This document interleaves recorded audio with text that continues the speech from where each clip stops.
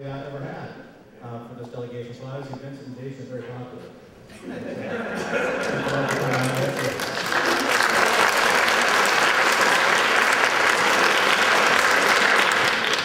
And let's start out, if you would all join me in the Pledge of Allegiance.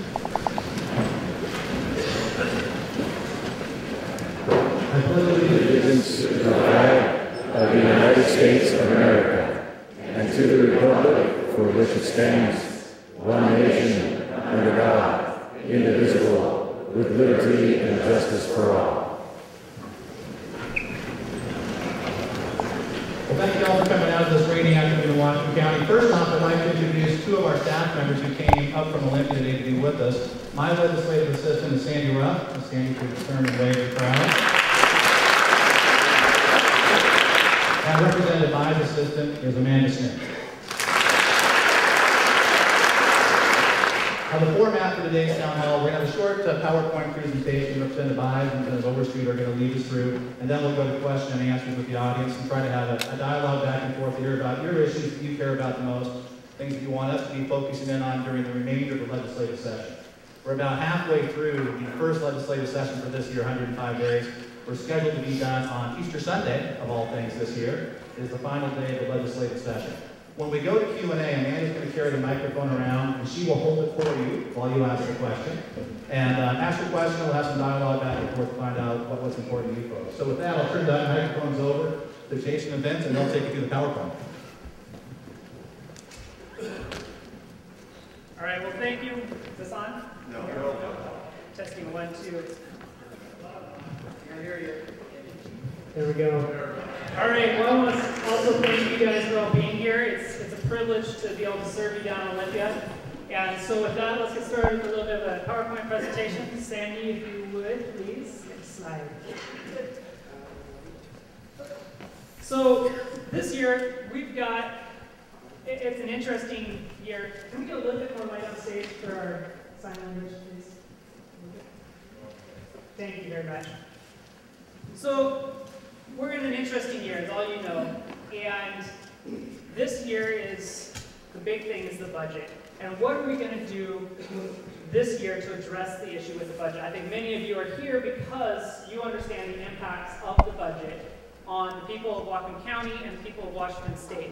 So here are some of our goals with this legislature this year. We want to balance the budget without raising taxes.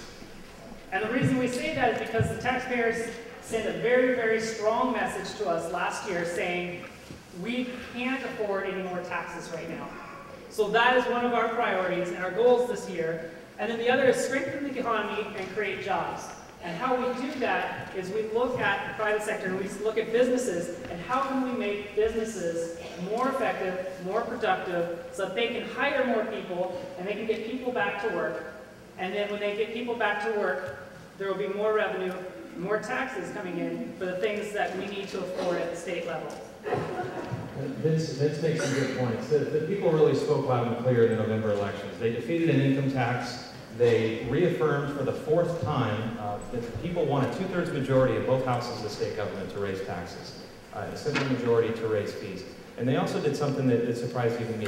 They voted to remove some of those taxes that were placed on grocery items by the legislature when they unwound the Taxpayer Protection Act, or I-960, in the last legislative session. So they sent a clear message: work within your existing resources, and if you need more resources, you need to work very hard together, that 2/3 majority. And if there's one thing that Vince and I have heard, especially before we went down into Olympia for our first session, it was, and this is in the context of bullet number 2, it was help us do more with the limited resources we have, whether it's the technical colleges, whether it's Western, whether it is the Opportunity Council. We were getting the same messages. We were also getting the same messages from the business community and from people who are simply employed by other businesses. And that is reasonableness in the regulatory process, reasonableness in how these funds are used and the silos that they're placed in. So that's really our goal, is to as best we can within the bounds of the law, is allow all of these agencies and different groups and things to use the resources that the state provides in the most feasible manner possible. So there's a lot of questions about the budget. What does the budget look like? Well, in the state of Washington, we have 3 budgets. We have our transportation budget, we have our capital budget, and then we have our operations budget. And our operating budget is what pays for our K-12 education, our higher education. It pays for the corrections facilities, social and health safety nets, Opportunity Council, DSHS, other government and judicial operations. Our capital budget, that's what builds our school brick and mortar budget. And the transportation budget is obviously our roads, our state patrol, that type of thing, our infrastructure for getting places. So, next slide, please. I'm just going to jump in there for a second. Okay. This slide really, I think, encapsulates what we're trying to accomplish down in Lynden. And as I was speaking to some of you in the crowd before we got started, it can be summed up in one word, and that is priorities. Priorities, priorities, priorities. We have a general operating budget of almost $32 billion. That is a lot of money, and we have to prioritize within that budget. This is the slide that represents that, and it's how we go about that. And this is probably what the bulk of your questions are going to be about today. How we prioritize that, and that's what we're hearing today. Okay, so when we hear about there's a budget shortfall, what does that actually mean in real terms? Right now, we're facing about between a $5 and $6 billion shortfall going into our next budget year. So our budget runs on a 2-year cycle starting in July 1st for 2 years through June 31st or June 30th of 2 years. So right now we're just finishing up the 9/11 budget, which will go all the way through June. We're a little bit short on that one right now. We're about $300 to $400 million short. But when we're talking about our next budget, what we're meaning when we say there's a budget shortfall is even though our revenues are continuing to increase, we'll have more tax money coming in this year than we did the last budget. We're continuing to spend more and more, and our wants and the things that we need and the things that we want are increasing at a much faster pace than our current taxes coming in. So that's what, when we hear about a budget shortfall, it's not that there's less money coming in, it's just our wants and our desires have increased faster than the money is coming in. And the way I like to explain this is our sort of thinking of it as a long-term liability curve. And that curve is going like this. That curve is comprised of promises that the state has made over time. And that curve is getting away from our tax revenue, and it's doing it in a hurry. And like Vince said, we're expecting over the next biennium $1.5 billion more dollars than we had last time. So it's not that those revenues aren't huge, but they are still increasing, and yet that liability curve is still getting away from us. So we really have to get back to that conversation of priorities. So these are the types of things that when we're down there, these are the principles that we're kind of having to operate under. The taxpayer said, no more taxes. So we have to understand when we're going and looking at our next budget, how do we do what we need to accomplish without raising taxes, without doing fund transfers, no federal bailouts, and no tricks or shell games. So some of the things that we'll hear about all these different funds that are set up. Well, none of these funds are actually dedicated to a particular thing. We say, well, we got a stormwater cleanup fund, or we have this fund over here that goes for providing this service. That money can easily be taken out of those funds and put into the general spending. And we see that many, many times with such as our stormwater cleanup fund, the money got taken out of that. And so that's why when we say we don't want fund transfers, we want the money when we've said we're going to spend it for this item, we're going to spend it for stormwater cleanup to address the pollution issues.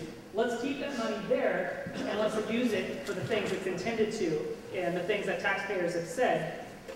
Also, when we look at the federal bailout, oftentimes we'll hear from people and they'll say, well, if we only spend, if we enact this program and spend $1 billion, $1 million of state money, we'll have access to 34 or 35 or $50 million of federal money.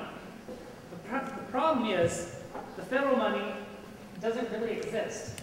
We have over $1.5 trillion debt or deficit this year. So when we say we're going to go to the federal government, for one, that's still taxpayer money. And it's money we honestly don't have. Jason, you want to elaborate? Sure. I'll just touch on Bill Gates' comments here that state budgets are, quote, riddled with gimmicks, and that even the guys at Enron never would have done this. It's funny, but it's not. Because instead of addressing the problem head on, we continue to kick what has been called the can, and I now call the barrel down the road. The longer we put these things off, the longer we put these uncomfortable decisions off, and we endure sort of that short-term uncomfortableness, the more instability and unpredictability employees, employers, nonprofits are going to experience. And right now we're writing these highs and lows, especially of the nonprofits and the people who serve the most vulnerable in our community. They don't know what to count on from day to day. They don't know where that money's going to be. And that up and down spike is not staying flat. That up and down spike is going like this. And so the sooner we address these problems without using these whatever you want to call them, tricks, gimmicks, shell games, I think the better off our state and ultimately our nation is going to be. We have to move away from this. And I'll give you an example. In the most recent budget supplemental, this was a roughly $370 million solution, number one, to a $700 million problem. I was never the best kid in the math class, but I can tell you that 370 leaves a big chunk when it's subtracted from 700. That remaining money is going to be put right into the next biennial budget, which is already about a $4.5 to $5 billion hole. That $370 million supplemental included over $100 million of fund transfers. So that wasn't even all reduction. We're continuing to bring the things that are important to the people of the state. And Vince touched on what's more important, especially to Whatcom County, and that's the MASHA cleanup tax. That thing has been rated multiple times, hundreds of millions of dollars rated that's going to clean, that the voters approved to go to clean up our environment. So those are the kinds of things that are happening and the consequences of that action. So some of the things that we need to see going forward, so the previous slide they said, these are the parameters that we're going to operate underneath. No new taxes, no bailout from the federal government. And so this is what we need to do in order to move us forward as Washington State. Implement priorities of government. So things that we say are true priorities: education, public safety, health care. These things, we need to make sure we're funding these first. In the House floor, we had a debate there. We had a House resolution that we said, if education is our paramount duty, which our Constitution says it is, then let's fund it first. Let's pull that section of the budget out. Let's pass it so that we know that education is going to be funded. And then let's work on some of the other stuff, some of our desires and our wants, but not necessarily our needs. That was turned down by the majority party down there. And it defies logic. We want to say that education is our fundamental priority, but unfortunately, we're not following priorities down there. Jason and I, we both voted to have that budget, right up front. Let's work on education. Unfortunately, we're still in the minority, and those solutions are not being accepted. I want to just solidify what Vince just said. We ran a House Joint Resolution on the floor when we were adopting our floor rules that would have prioritized the funding of basic education in the state of Washington per Article 9 of the Washington State Constitution. And I want to be very clear on this. This was voted down by the majority on straight party lines. It does not make sense. We've got to get back, and I've said it 3 times now, this is going to be a conversation today and Monday when we go back to Olympia and for the rest of the session of priorities. And we have to establish what those priorities are. Otherwise, we are literally just running around chasing our tail. And everyone is saying, well, this is more important, this is more important. So those are the kinds of things that we're working through down there. We would like you to know we're doing our best to relay that message home so that you folks know what's going on and you can communicate back with us. You want to go this way? These are some of the bigger issues that are really affecting the economy. They're all the way down to the most local of levels. Workers' compensation reform. There have been a few minor tweaks. There's one bill that I believe just came out of the Senate that will address some of the issues within workers' comp. The unemployment insurance bill was passed out of the House and Senate, and the governor signed it to give some short-term relief to employers. These things aren't perfect, but these two programs all by themselves are having a massive impact on businesses. Businesses that are struggling to keep their doors open, to keep their employees employed, and to make payroll. So they're huge, they're an ongoing consideration, and we are working hard to prioritize those. And then regulatory relief. Like I said a few minutes ago, it doesn't matter if we're talking to the school districts, if we're talking to the private sector, if we're talking to the nonprofit sector. It is give us some breathing room. You guys go down there, you make 1,000 rules every single year, and before the ink's dry on the last set and we figure out how to comply with them, the rules change on us. So give us some breathing room, allow us to spend our money in the most feasible way possible, and I would add legal within the constructs of state law, state and federal law. That is a recurring theme. I actually ran a bill, and I'll just touch on it briefly here, that would have offered regulatory relief to the individual, to local governments, and to businesses. Unfortunately, that bill in Olympia Speak wasn't allowed to see the light of day, and it died in committee. But that brings me to another point. The solutions exist. We are not here to complain. We are here to offer solutions. Solutions, solutions, solutions. And they exist in Olympia. I'm here to tell you. Mine was one of probably 20 or 30 regulatory reform bills. Here's the problem. They don't receive a hearing, which means they don't come up for a vote in committee, which means they don't make the floor of the House or the Senate, which means you never hear about it. So we are not here to complain. We are here to say there are solutions that exist. Help us implement those. Help us get Washington working again by loosening some of these screws that have been applied over the years and that sometimes don't make sense. Regulation, it's not that regulation doesn't always make sense, but let's look at what's working, what's not, what's reasonable, what's not, what allows businesses to thrive and drive our economy. And let's focus on that.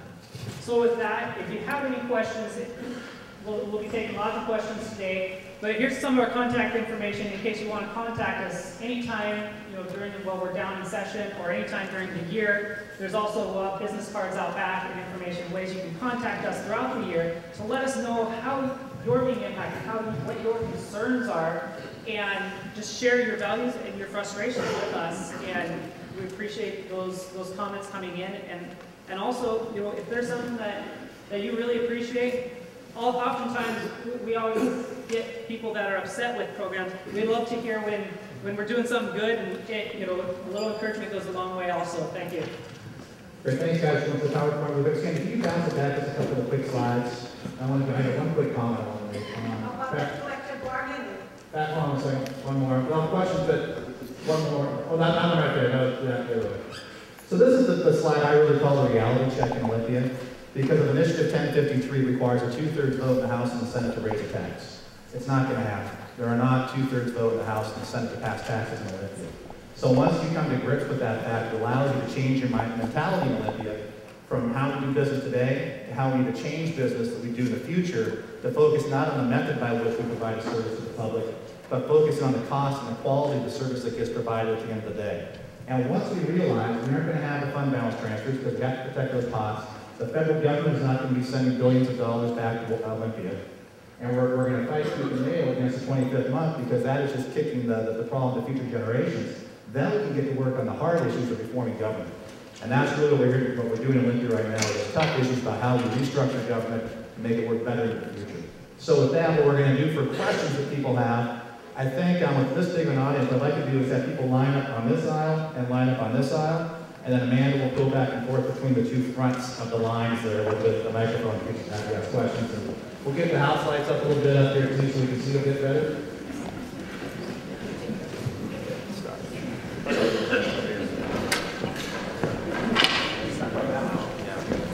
Maybe down just a little bit. Count two. The house lights up a little bit. Oh, that's all we get? Okay.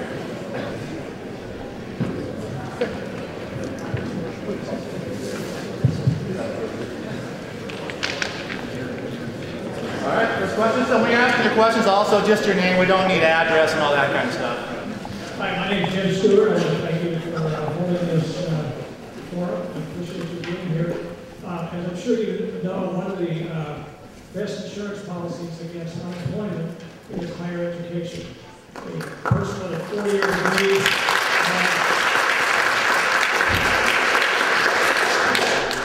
a high school graduate has about a 10% chance of being unemployed nationally, and a person with a 4-year degree has half that. Washington currently ranks 48 across the country in access to 4-year higher education for our own high school graduates. So it's very difficult for a Washington high school graduate to get into a Washington college. Funding from the state legislature through higher education has been decreased steadily over the last decade or so. The 09-11 budget at Western was cut about 30%. Our class sizes are, okay, what are you going to do to improve access to higher education? Thanks.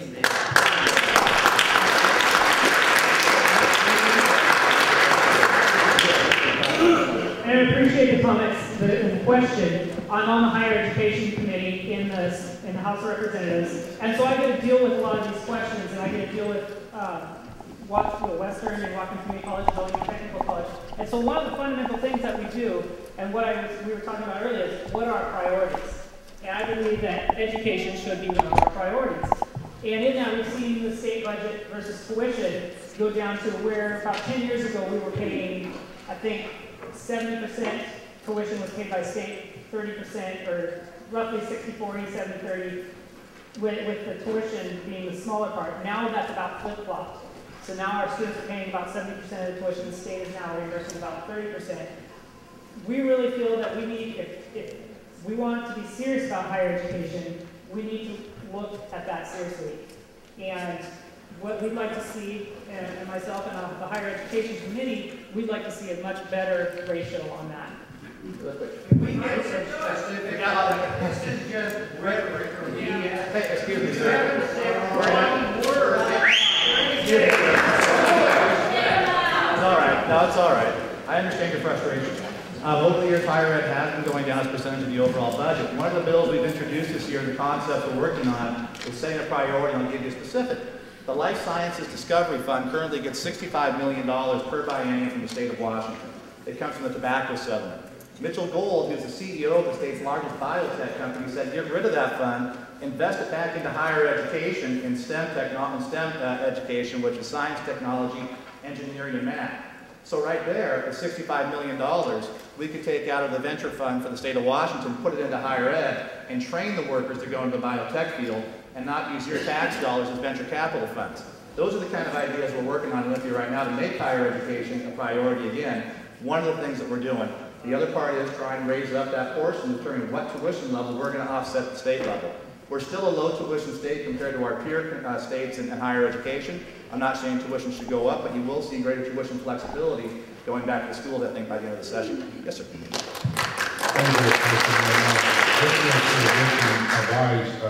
I was pretty proud when he got his Grammy Award and also he got gavelled down on the House floor, and I was wondering if you'd like to elaborate on those. All right, real quick. They're in Seattle on Como News Radio. I think it's Como News Radio. Yeah. Ken Schramm is one of the announcers there. He likes to pick bills that he doesn't like. So one of my bills, driver's education bill, which would allow parents to teach their students driver's ed, an approved curriculum. This was one of the bills he didn't like, and so I had an interview with him, and I want to Schramm for what he calls a stupid bill, or a bill of legislative genius, as he put it in sarcasm. So that's that, and we gavel down. We all get gavel down at one point and another on the floor. So, next question.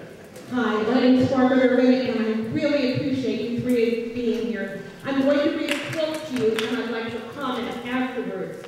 I noticed up here on one of the PowerPoint presentations, you had the word collective bargaining, and you bypassed it. So I have a statement here. It's a quote. We must close union offices, confiscate their money, and put their leaders in prison. We must reduce workers' salaries and take away their right to strike. Now, before you comment on that, that was Adolf Hitler, May 2nd, 1933.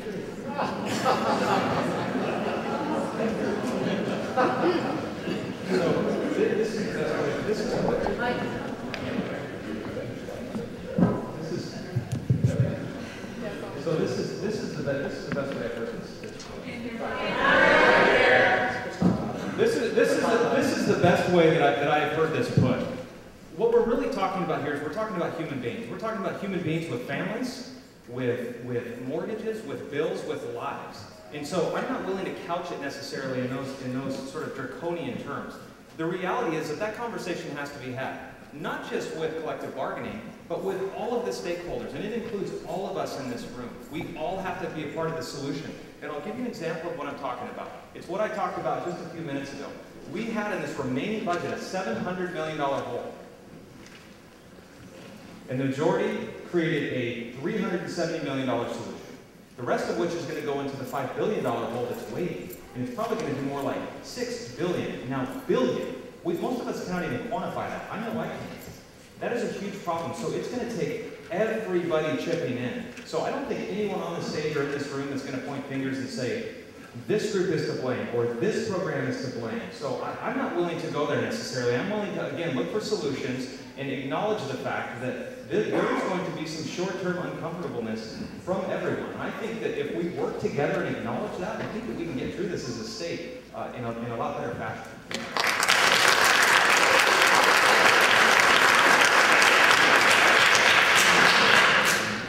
First, I want to thank our legislators for coming here and giving us citizens a voice to speak in front of people. My name is Walter Fry. I'm one of 4 spokesmen for 11 veterans organizations here in Northwest Washington. From the operating fund for the state of Washington, June 09, June 11, they found $20 million for the Washington Department of Veterans Affairs and between $800 million and $1 billion for illegal non-citizens. My question is this discrepancy going to be carried on into the 2013 budget?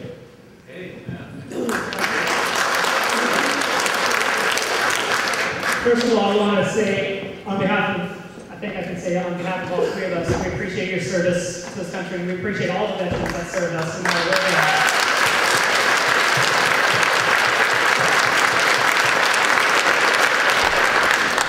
And without having any specifics, it's hard to say, well, where was this money going to for the illegal immigrants, or where was this money not going to for Veterans Affairs? What I can say, though, is we definitely need to make sure that our veterans are being taken care of. They put everything on the line for us, and we want to make sure that we're taking good care of them. And really quick on that, on the supplemental budgets that were passed on what's called general assistance unemployable, they did reduce the benefit to non-citizens. So that was eliminated in the supplemental budget for non-legal residents. The other one is the issue of driver's license issuance. Washington State is going to become the only state in the union that doesn't verify legal residency or citizenship when issuing a driver's license. That's going to become very problematic as we become a place where people come to get those driver's licenses when they can't get them in other states. And after some other states have started to crack down on, we've seen a gigantic spike in Washington State. We now issue a lot more driver's licenses than we have residents in Washington State. So we have legislation to deal with that. We have legislation to deal with that right now. There's bipartisan support in the Senate. We couldn't get it up for a vote, unfortunately. If it had been voted upon, it would have had about 30 votes in the Senate. It takes 25 to pass it. And we're not giving up on that issue for the rest of the session either.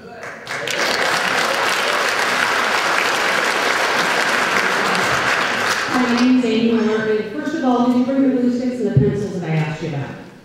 In my email, did you bring your glue sticks and the pencils I asked you about in my email? I'm sure Sandy's got them somewhere. I'm hearing you say that you are supporting education as a #1 priority in the state. And my question is kind of twofold. Number one, we have some proposals in front of the legislature to rescind the incentive pays for national board teachers. And I'm wondering how you feel about that. The second part of that is, are you aware that by doing that, the domino effects that that's going to create? For example, I got a letter last month. My son is severely mentally retarded and autistic. He has Fragile X syndrome. He's 27. I care for him at home, saving the state thousands of dollars in institutional costs. What happened a month ago is I got a letter saying the State Division of Developmental Disabilities is cutting my home care services. So I was going to use my incentive pay that I earned, hard-earned money, 3 years, to get my national board certification to offset some of those costs. Now I find out they're going to do away with that incentive pay. Another portion of that ends up going to my classroom. I teach here in Lynden at Fisher Elementary. We are now in a spending freeze, and my classroom is out of pencils and glue sticks. My national board money every year goes to buying books and pencils and glue sticks for my students. So are you aware that by making those kinds of decisions, the domino effect it's going to have on people's lives? And if you truly say that you are there to support education and put education first, are you going to uphold the promise that this state made to some of its best trained teachers?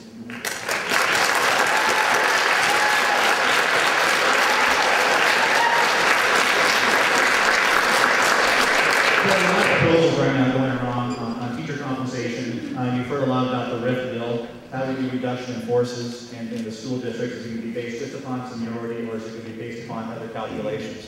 And that's where this whole thing gets tied up into. There are a lot of proposals on whether to shift to more of an excellence pay or performance pay standard. And then the question, we had this conversation with Senator Torelli, our lead on the budget this other day in caucus. What do we do on the pay scale with people with masters or people who have gone out and spent the extra time and their money to get their MA or to go through the national certification? So what we're working on right now, as we restructure how we do the compensation packages towards more performance pay type model, making sure that we don't just cut the people off who did invest the dollars to go out there and get the extra education. And that's going to be the balancing act as we work through it, from my perspective. And yes, I do remember your email. I'm sorry I didn't bring the blue sticks. I appreciate your comments. At the sake of being shouted down and being accused of using rhetoric, I want to go back to what we said earlier. We ran a House Joint Memorial on the floor that said, fund education first, per Article 9 of the Washington State Constitution. It was shot down party lines. That cannot be overemphasized enough. As a matter of fact, one representative stood up and said, I no longer buy into the fact that education is the paramount duty of the state anymore. Now you can say that, and you can just rip that page out of the book, but that dog doesn't hunt. We live under a system of the rule of law, and we are either going to follow that rule of law, and it applies to multiple things that have been brought up here today, or we are not. This comes down to priorities, and building on what Senator Ericksen just said, I'm a big fan of following through on contractual obligations that are made. If it is an emergent situation, and it needs to be addressed, and something needs to be reopened, then let's make a case for that before we do that. But moving forward, let's follow through on those promises, and your question is a perfect example. This is what we've agreed to do, and this is what we're going to pay. Now, when it comes time to have that conversation again, maybe we have to reevaluate that for people moving forward. But let's keep our promises to the best of our state's ability that have been made in the future or in the past. And we can You're going to say that over and over and over again. It's part of the broader prioritization conversation. Good afternoon. My name is Joe Ballin. I live in Custer. I'm a registered voter. My question is about family planning services. I think we all understand that babies are more expensive than contraceptives. For every dollar of family planning that is cut from the state budget, we will incur $4 of pregnancy care costs in the same year. What I would like to know, since so many poor women, including myself, rely on state-funded services for contraception and other family planning services, what are you going to do to protect the family planning budget? And if you're not going to protect the family planning budget, where are you going to get the $4 million that it will cost this year in pregnancy-related services?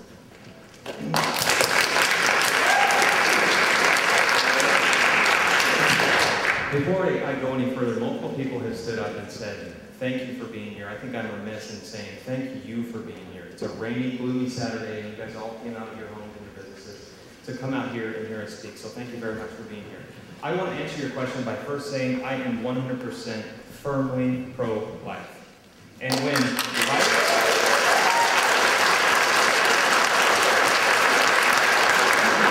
and that is just an issue that I will not waver on. Now, having said that, when someone couches, when any group couches life in the context of an economic equation, it makes me very uncomfortable. I think life cannot be measured economically. That conversation is what the three of us get pretty much every day in Olympia, and that is, for every dollar invested here, Planned Parenthood has told me multiple times that it saves the state $4. I don't doubt that for a second, because a human life is much more expensive to care for than terminating that human life.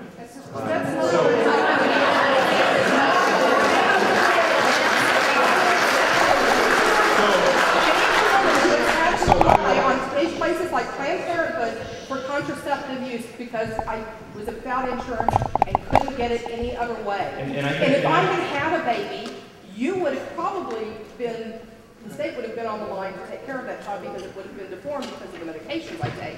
Yet I couldn't get contraceptives anywhere but Planned Parenthood. This is what we're talking about.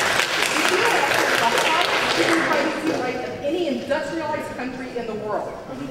Our children know how to have sex. They need to know how to have safe sex, and they need to have contraceptives that they have easy access to because their parents want to stick their heads in the sand and not provide. Into the mic, please. They took the mic from yelling. This mic doesn't work very well. That's okay. It's directional. But one of the issues, when all these issues come up, when we're talking about budget priorities, which is basically what you're talking about, the priorities of the government process, we have to go through and balance it out. What's my commitment to education? What's my commitment to the FAIR Fund, $4 million per year? What's my commitment to all these other aspects we have to balance out?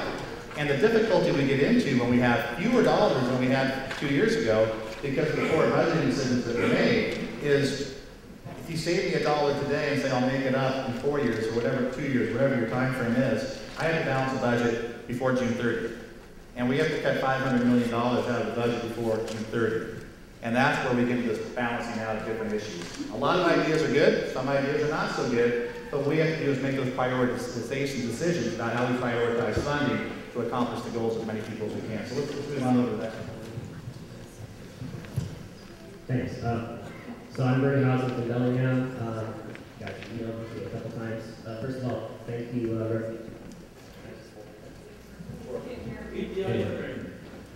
Alright, not used to use my phone. Anyway, so thanks Representative Bias for the definition of well bill. That was kind of cool as a geologist. I want to get back to the higher ed question though. Senator Ericksen answered the question about the tuition setting authority, but I'd like to hear Representative Bias and Overstreet's views on how much tuition setting authority the higher ed institution should have. This might be a market-based solution to address some of the higher ed funding problems, at least in the short term. So I appreciate your comments. Thank you. Some of the things that we get into with that tuition setting, we have two bills. One is the governor's bill, and that would allow pretty much unregulated tuition setting authority by the universities. And then there's a Carlisle bill who's on the higher education committee with me. And his would allow tuition setting authority for the community, or for the 4 years in community technical colleges for 4 years. The problem I have with both of those models is that it puts the burden onto the students. And we need to and I understand your question, well, right now we're overpopulating our schools. If we allow a market-based approach, the higher we raise tuition, we can balance that, the access to education. It's a tough place because we want to be able to allow local control, allow the colleges to set what they need to do to cover their budgets. But at the same point, we have to say what's going to be in the best interest of the students. With the Carlisle bill, after talking with a lot of the, I meet with the student associations, Iris up at Western, and some of the people from Rockland Community College, while they don't like the education, the tuition setting authority, they say right now, we'll accept that as an alternative to what might happen. Reduction in programs, reduction in the amount of resources available for other things at the university. And so I'm kind of at the point where when I have the student organization saying, we realize it's not the best thing for us, but we prefer this over that, I'm at a point where I've got to make a decision and kind of go with where the students are wanting us to go. I don't know if that kind of answers your question. Part of the problem that I don't like with the tuition setting authority in Carlisle's bill is that it increases tuition for students beyond what it actually costs those students to be there. And then a portion of that then goes into paying for financial aid for the need grants. I have an issue with charging some students extra beyond their, what it costs for their degree, and charging that and then rolling that over to pay for somebody else's education. Because a lot of those middle class students, they're already having a hard time paying for their tuition already, let alone have to go and then pay for somebody else's tuition.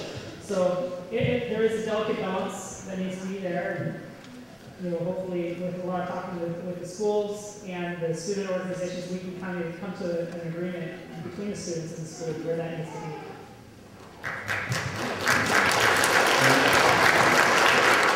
I would build on Representative Bai's comments. I'm not completely averse to it. Frankly, I do think that that's part of the market-based solution. Paying a little more for your tuition. Because if the state is going to continue to, fail to prioritize education, then those are the kind of things that are going to happen. And again, I want to make it clear that this is a conversation of priorities. And I can tell you that in the last flurry of bills that we just saw in the House, we are creating funds with no funding. That's called an empty bucket program in Olympia. We are expanding current programs. And so, sir, when I hear your question about tuition setting and a lack of prioritization, I could not agree with you more. We are living that right now. And we sit there in amazement on the floor of the House while we watch these bills pass.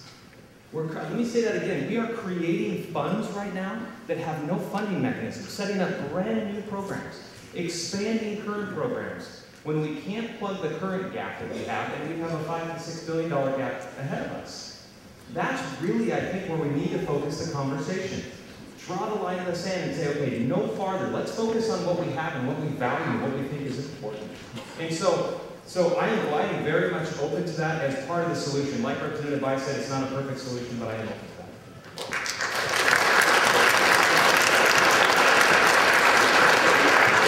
My name is Rebecca Campbell. I'm a registered voter in Bellingham. I am a wife, and I am also a student. And I am going to talk with three of you about a bill that was very important and that did not get passed. You talk about regulations and honesty, and I am someone who wants to get pregnant in the future. It's very important to have my own children, and I don't think I will ever join in pregnancy, because I want children. But you did not support the Limited Service Center Accountability Act, which is House Bill 1366, which is about regulations. A woman goes into one of these places, she has a right to know if they're a faith-based center. She has a right to know that they're going to keep her medical information private, and because they are not under HIPAA guidelines, they are not required to keep her information private. They are not required to do the things that the other places to provide these services are. And I am something for my husband, who also supports this. He says, why shouldn't we regulate everyone the same? Everyone should get the same kind of guidelines. When someone pays for a service and the tax on misrepresenting, isn't that fraud? Doesn't matter if the service is provided by a corporation, a nonprofit organization, or a faith-based organization.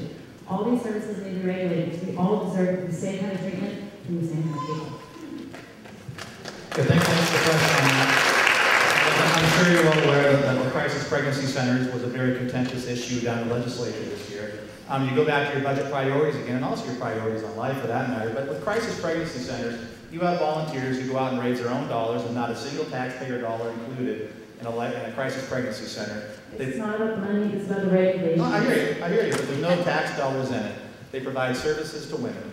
And if the bill you were talking about had passed, the crisis pregnancy centers in Washington State would have shut down, and these people would have lost access. Are you asking for regulations? No. We don't want them to shut down. I got you. I hear you. The reality is that this legislation would have passed down, the crisis pregnancy centers would have closed, and the people who are getting those services would now be forced to go to taxpayer rolls. I support the crisis pregnancy centers. I believe people are able to make decisions for themselves in situations like this. Why would they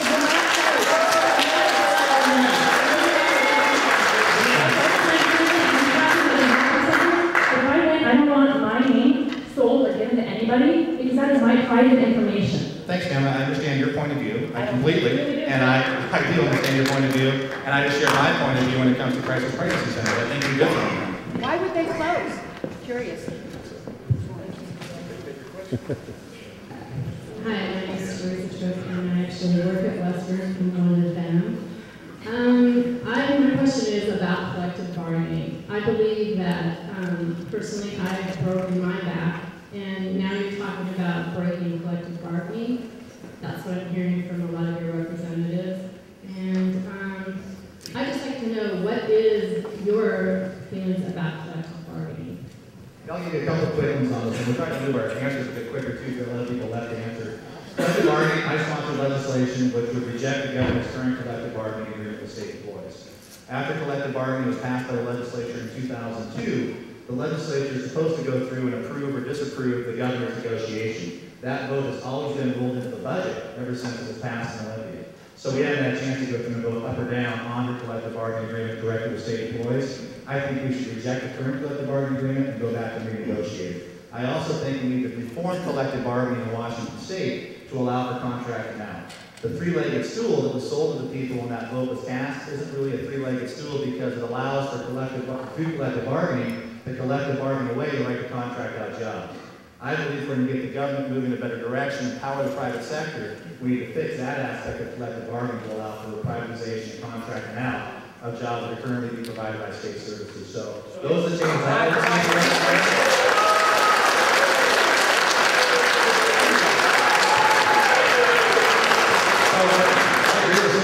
Comments, and I just, we're not using the language, so I would just ask caution for the rest of us when we're using the hyperbolic language of breaking the backs of collective bargaining or crushing the unions or anything else. I don't think anyone's necessarily advocating that. I know that the three of us. Really? Yeah, I disagree with what you're saying, because guess what? I've already been laid off once, and I'm probably going to be laid off in June. That is when the end of the fiscal year happens.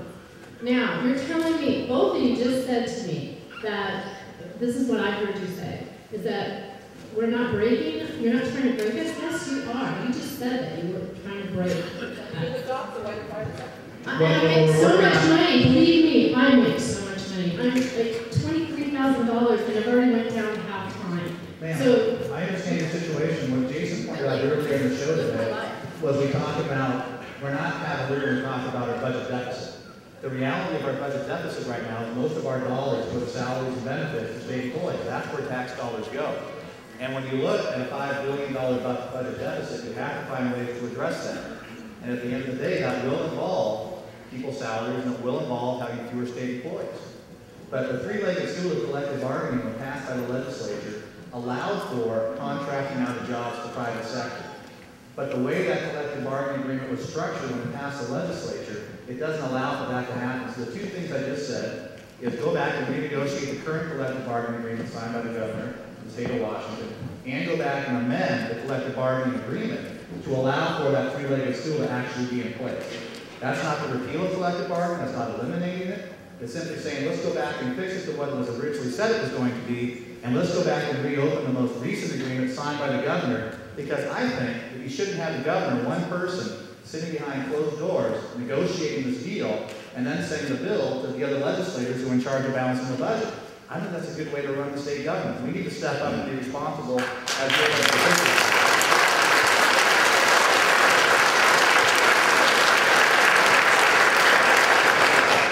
I need to just start, before I ask my question, a comment about who's paying for all these problems we're having with our budget.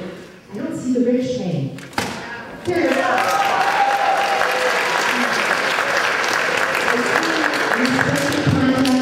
Corporations, I see respect contracts that you like. I don't see respect contracts of unions. I don't see respect contracts. If you want to go back to collective bargaining and redo things that you've already agreed upon, you've agreed upon retirement, pensions, people, I'm not in the union, so I'm just representing what I think is right. To take away money people have already put aside for their pension is basically saying we're taking your Social Security back because we decided you don't really deserve it. That's wrong, to take away something people have, but you know what, that's not my question. Well, no, but really quickly, you made a statement there on the pensions, taking money out of people's pensions, and what legislation in Washington State is really taking money out of people's pensions? If you change collective bargaining and you strip away their rights to negotiate their pensions, and you go back and say, now you have to pay more for your health insurance, that was also already negotiated into people's contracts when they initially bought into their contracts. But you know what? But just really quick, you said eliminate collective bargaining. No. And that's a different debate we could have on a different day, but what we have talked about is fixing it so you can contract out jobs. And because of the current economy, we want to go back and not accept the governor's negotiation. You renegotiate your collective bargaining agreements frequently at the state level. So it's not once you sign up for it, that's your job for life and you get this benefit package for life. You know, and we're not talking about pensions, we're also talking about having state employees pay more for their own health care costs. But at the same time, just a second, ma'am, you brought up the issue. At the same time, we need to reform our health care system so state employees can have access to a wider range of plans. And that's why we need to get health savings accounts for state employees. So as I ask state employees to take more of their own costs, I want to give them another option. Indiana, where they did this, Indiana passed a health savings account bill at the same time Washington State passed theirs. Indiana right now, 70% of state employees have voluntarily switched to an HSA, saving the state of Indiana hundreds of millions of dollars. The state auditor projects that if we switch 70% of our state employees over to HSAs, let them do it voluntarily, we could save $120 million per year, $240 million per biennium. And then if I move teachers, public school teachers, into what's called the Public Employment Benefit Board, the PEB, we could save an additional $100 million per year by doing that. Then all of a sudden we have the conversation with the gentleman about higher education, or the lady about how I put more money into schools. Well, I just saved you about $350 to $400 million by reforming my healthcare system and giving people access to different types of plans. Those are the kind of solutions we have to be looking at.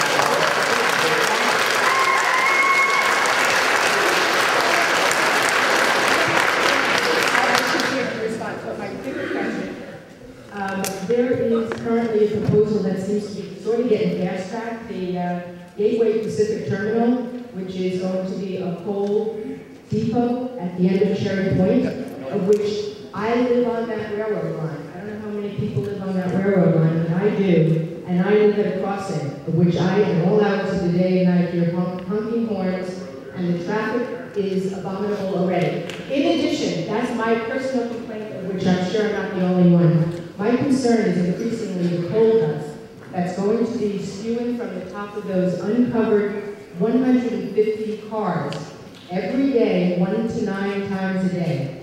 That's about 500,000 tons of coal blowing into the atmosphere, including me. If it's not that much, I'm willing to go with the numbers. My concern is my health, my concern is my property value, my concern is the noise and the destruction at my night. My concern is the environment. I live in wetlands, of which I believe we're trying to preserve. I'm confused because the state is closing its last coal plant, saying it's dirty energy, yet you're okay with transporting it through our land to send to other countries to pollute the world. I don't get it. I think it's short-sighted when you look at jobs. You might as well just build a nuclear power plant in my backyard, as long as it's all in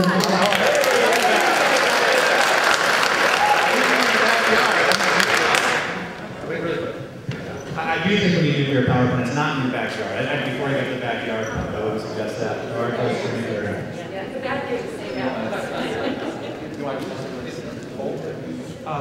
First of all, yeah, I share all of your concerns there. But the three of us share every one of the concerns that you just, what's that? I am going to support that, but let me qualify that. Let me qualify that comment. I'm going to support that because I know we were talking about the regulatory system within our state and federal governments. I'm going to support that because I trust that structure, starting at the local level, moving to the state and the federal government, are going to vet every one of those questions. And if something is unacceptable in any way, in any place along the way, that will be addressed.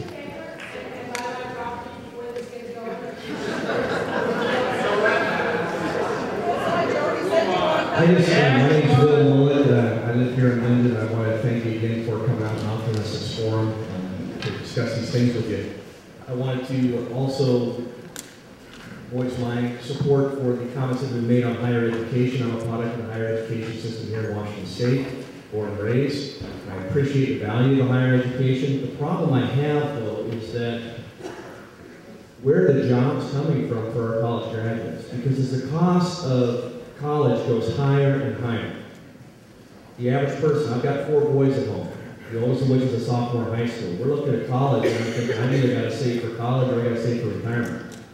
Because my kids, if they go to even a regular college, they go right now, just tuition at Western alone is between $22,000 to $25,000 for their degree, which is great. They go to a private school, they're looking at over $100,000 for putting that monkey on their back or mine to try to pay back.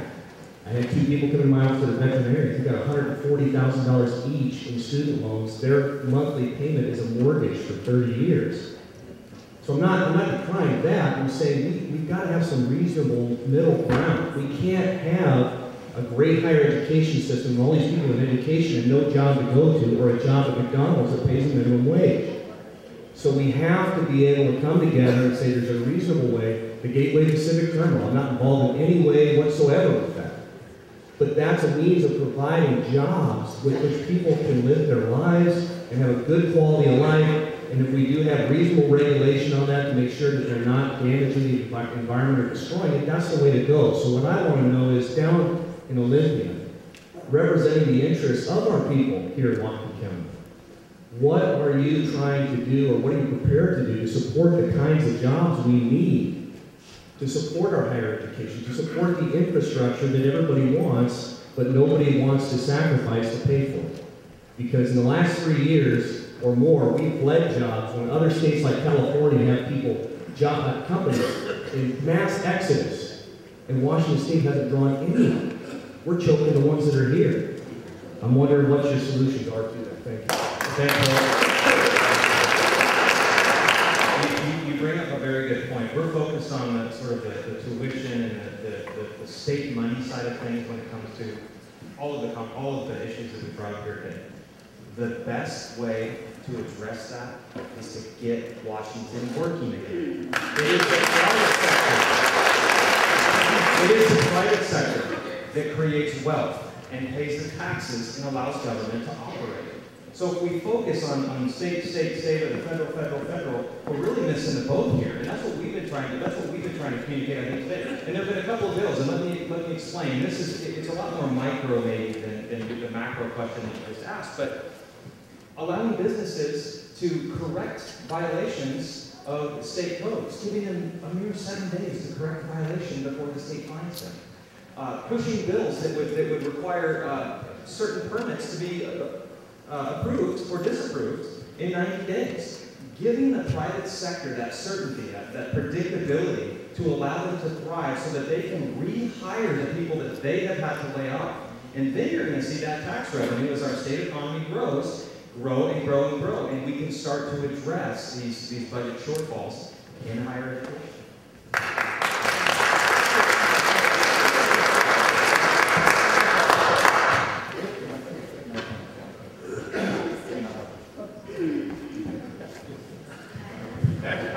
Really quick, workers' comp reform, unemployment insurance reform, permitting. You address the issues that businesses keep bringing forward to us, saying why we move their jobs to Idaho and Oregon and Wyoming and Montana. And it's crucial that we get after those things. You might have read in the paper yesterday that some groups are suing BP and Conoco Phillips out of Cherry Point on CO2 gas emissions, right? Those kinds of lawsuits, those types of things that happen in Washington State look to drive those jobs out of where they are right now into other places. And we have to work on those things in Washington. We have to create the environment people want to create jobs. And we have to get a handle on these things as quickly as we possibly can. Brian Ray, Lynden. I'm a retired educator and a Plan 1 member of the teachers' retirement system. So I'm very concerned about the governor's proposed reform to end the uniform Plan 1 COLA. The legislation was passed in 1995 to protect Plan 1 retirees from inflation, as previous COLAs did not adequately address inflation in a timely fashion. So I would strongly urge you to oppose such reform as it would eliminate the skilled aid protection from inflation. Now I understand the governor's concern that the TERS and PERS 1 Plan 1 is currently underfunded. But this has occurred because some legislators who have been in office for over the past 10 years have allowed our state to not pay its fair share into this retirement system since 2001. Over the past 10 years, our state has diverted millions of dollars of employer scheduled payments that should have gone into the pension fund to pay for non-pension spending. I don't believe that TRS 1 members like myself who have faithfully paid into the retirement system during their working years should be punished because the state chose to use its fair share for other non-pension expenses.